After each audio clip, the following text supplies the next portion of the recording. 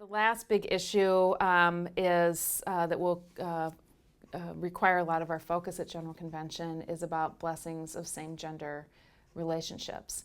And this work comes from a resolution that was passed in General Convention 2009. CO 56 was the resolution. And what that resolution did was it called the Standing Commission on Liturgy and Music to spend the 3 years in between General Convention to collect and develop theological and liturgical resources for the blessings of same-gender relationships.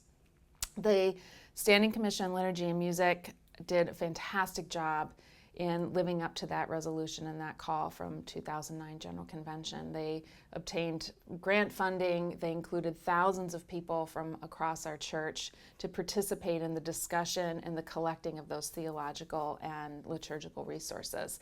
So they're coming to General Convention with an enormous amount of work for us to consider, broken down into two things. One is the theological resources, which are included in about 100-page report called Faith, Hope, and Love, Theological Resources for Blessing Same-Gendered Relationships.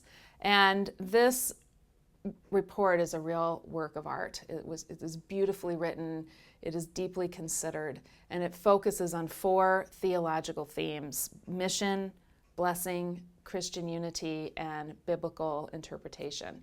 And it reflects the wide breadth of our church, our theological ideas and our different perspectives, and all of the people that live under the big tent that is the theological life of the Episcopal Church.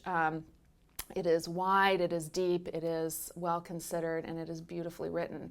And I'd commend it to anybody, to any congregation that is engaging this conversation as a real significant resource for considering theological implications of same-gendered blessings.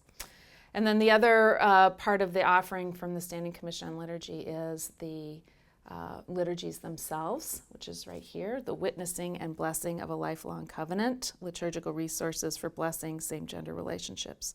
And both the report and the liturgical resources will be considered in the Committee 13 Liturgy, Prayer Book, and Music, and then will be referred to the House of Bishops. So we have a lot on our plate at General Convention, but I know that the deputation from Minnesota is leaving Minnesota next Monday full of hope and anticipation and optimism that we'll be able as a church to come out better and stronger on the other side of these difficult conversations.